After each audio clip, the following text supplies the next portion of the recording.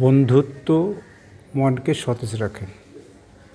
আপনি জানেন, আমিও জানি।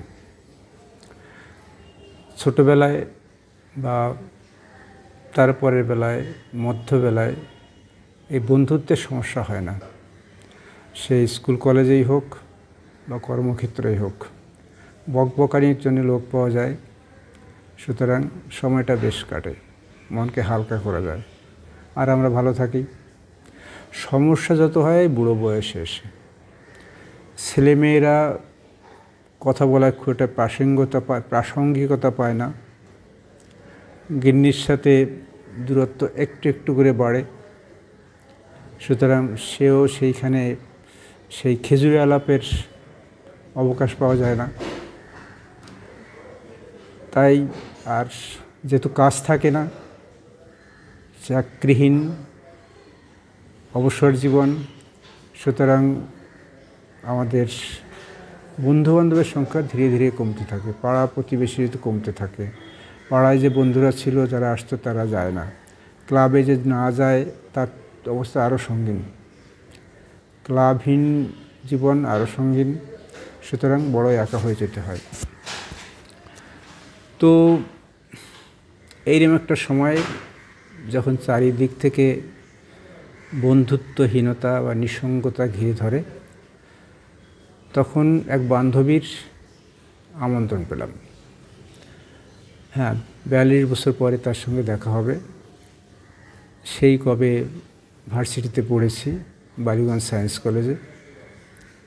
সে চলে গেছে বিদেশে, এখন তার ঘরে ফেরার পালা। এখনই আসছে না, তবে এখানে একটা ফ্ল্যাট কিনেছে বালিগঞ্জে, অর্থাৎ আমি থাকি উত্তরে, সে হচ্ছে দক্ষিণে। বালিগঞ্জে না, আরও দূরে, গড়িয়া। তো তার সেই ফ্ল্যাটেই আমাদের আমন্ত্রণ করেছে বন্ধুদের। সুতরাং তীর্থের কাকের মতন দশা আমাদের, না চাইতেই পানি। সুতরাং যাব বলে ঠিক করলাম। আর এদিকে তো কয়েকদিন ধরে, গত 4-5 দিন ধরে খুব বৃষ্টি হচ্ছে। বাইরে বেরোলেই ভিজে যাওয়ার সম্ভাবনা। সে পায়ে ভিজি, মাথায় ভিজি, গায়ে ভিজি, যেভাবেই ভিজি না কেন। এদিকে ডাক্তার বলে দিয়েছে যে ফুসফুসকে সতেজ রাখতে ঠান্ডাটাকে এড়িয়ে চলবেন। আর সেই ঠান্ডাটাকে উপেক্ষা করেই আমাকে যেতে হবে বান্ধবীর বাড়িতে। বেরিয়ে পড়লাম ছাতা হাতে। যেতে যেতে বৃষ্টি হলো, পা ভিজলো, ছাতা মাথায় আটকালাম। পৌঁছালাম নির্দিষ্ট সময়, মানে বাঙালির নির্দিষ্ট সময়। 5টায় পৌঁছানোর কথা, 5:30 পৌঁছালাম। তারপরে নির্ভেজাল গল্প, আড্ডা। আমরা মাত্র 8টা বন্ধু এক জায়গায় হয়েছিলাম। নানা কারণে বেশিরভাগগুলো আসতে পারেনি। সে 8 জনের ভিতরে গল্প। সবচাইতে আকর্ষণীয় ছিল 2 মায়ের গল্প। জানতাম না, এতদিন পড়েছি, বা মাঝখানে দীর্ঘ বিচ্ছেদ, সেটা একটা কারণ। কারোর সাথে যোগাযোগ ছিল না। ওই বান্ধবীর মা হয়ে ওঠা, সেই আপনারা জানেন যে বৈদ্যনাথ চক্রবর্তী ছিলেন টেস্ট টিউব বেবির আবিষ্কর্তা কলকাতায়। সেই বৈদ্যনাথ চক্রবর্তীর প্রথম দিকের ছিল এরা, এই বান্ধবী। বহু বছর পরে, মানে প্রায় 12 বছর একলাগা থাকার পরে তাদের প্রথম কন্যা সন্তান হয়। সেই একটাই। এইটা যেমন একটা মায়ের গল্প, আর এক মায়ের গল্প, তার সন্তান জন্মের পরই তার মাথা খুব ভারী হয়ে গেছিল, ক্রমান্বয়ে বাড়ছিল। সেইটা খুব চিকিৎসা কলকাতায় যেমন দেখিয়েছে, ভারতের অন্যান্য প্রান্তে গিয়েও দেখিয়েছে, কিন্তু সব জায়গায় বলেছে অ্যালোপ্যাথিতে ভালো চিকিৎসা নেই, অপারেশন করতে হবে। অর্থাৎ তখন বাচ্চার বয়স 3 মাস, 3.5 মাস। তা ওরা যখন সব কিছুতেই দিশাহীন, নিরাশ হয়ে গেল, বললো যা হয় হবে, ও চিকিৎসা করব না। একজন হদিশ দিল, একজন হোমিওপ্যাথি ডাক্তারের, কলকাতাতেই, এবং হোমিও চিকিৎসায় ধীরে ধীরে সেই ছেলে সুস্থ হয়ে উঠল। এটা একটা মিরাকেল তারাই বলে। সে ডাক্তারবাবু নাকি বলেছেন যে আমি এই চিকিৎসা প্রথম, এই ধরনের চিকিৎসা আমি করলাম, এটা ভালো হবে। আমি নিজেও অতটা এসেছিলাম না, নিশ্চিত ছিলাম না।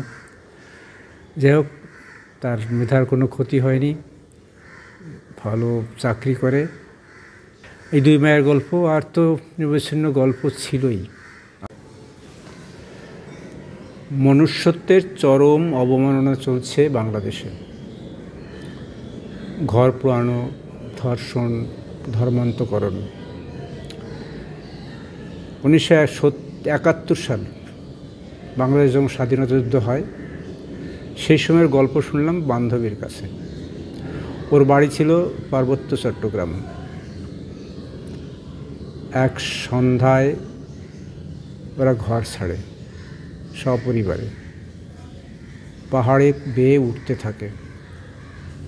যখন পাহাড়ের চূড়ায়, তখন ভোর হয়, তারপরে আবার সেখান থেকে নামতে থাকে।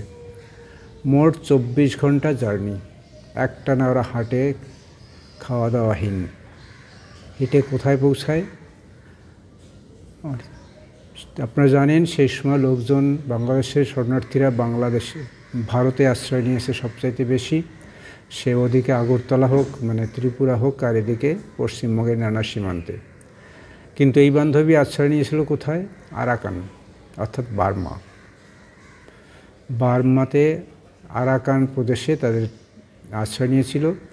এখানে যেমন সরকার পাশে ছিল সাহায্য নিয়ে, খাওয়া দাওয়া সব কিছুর ব্যাপারে, আরাকান সরকার কোনো সাহায্য করেনি কোনোভাবেই। তারা যে কয়দিন ছিল, 4 মাস 4.5 মাস ওখানে ছিল। নিজের গ্যাটে যতক্ষণ পয়সা ছিল সেই কদিন তারা খাওয়া দাওয়া করেছে। যখন পয়সা ফুরিয়ে গেছে তখন সেখান থেকে আবার ফিরে গেছে বাংলাদেশে। সে আরও অনেক বিপত্তির কাহিনী। কিন্তু তারা তাদের সেই বাড়িতে আর কোনোদিন ফিরে যায়নি। যখন ওই পাহাড়ের উপর উঠছিল তখন তারা দেখেছে তাদের বাড়ি ঘর পুড়ছে, পরপর পুড়ে যাচ্ছে। তাদের বাড়ি একদম পুড়িয়ে দেওয়া হয়েছে, আরও অনেকের পুড়িয়ে দেওয়া হয়েছে। কক্সবাজারে তাদের দোকান ছিল, সে দুটো মাটির সঙ্গে মিশিয়ে দেওয়া হয়েছে। তারা সেখানে থেকে অবশেষে তারা দেশ স্বাধীন হওয়ার পরে আবার এই বাংলায় ফিরে আসে, চলে আসে। সে মর্মন্তুদ কাহিনী। এই কাহিনী তো আমার জীবনেও আছে, বলবো অন্য কোনো দিন, অন্য কোনো সময়। এই গল্প যার জন্যে আমাদের প্রাণবন্ত থাকা, ভিতরের বাষ্পটাকে একটু একটু করে বের করে দেওয়া। অথচ দেখুন কতদিন পাশে থেকেছি, 2 বছর তো কন্টিনিউয়াস থেকেছি। তখন জানতামই না। আমিও দেশ ছেড়ে আসা, বাংলাদেশ থেকে এসেছিলাম, ও বাংলাদেশ থেকে এসছে।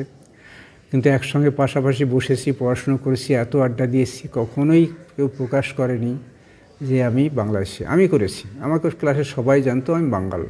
সেটা আমাকে ডাকতো, আমার বন্ধুরা বান্ধবীরা বলতো এই বাঙ্গাল ইত্যাদি।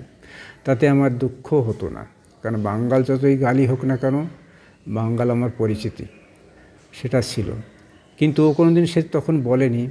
আজ এত বছর পরে যখন 70 ছুঁই আমরা, সেই সময় সেই গল্প প্রকাশ করছে, মনের ভিতর সেই যন্ত্রণা প্রকাশ করছে। আমার গল্প আমি ঝাড়লাম, এই সদ্য ডাক্তারদের কাণ্ড কারখানা, সেটা বললাম। 3.5 ঘন্টা কেটে গেল অনায়াসে, ফুরফুরে মেজাজ নিয়ে বাড়ি ফিরলাম। এই জীবন, যত বন্ধু থাকবে ভালো থাকবো, বন্ধুহীনতা মনটাকে আস্তে আস্তে আস্তে আস্তে কুঁকড়ে দেবে। আপনারাও বন্ধু খুঁজুন, বন্ধুত্বের সুযোগ পেলে, আড্ডার সুযোগ পেলে হারাবেন না। যেমন কালকে আমি উপভোগ করলাম। ভালো থাকবেন, সুন্দর থাকবেন।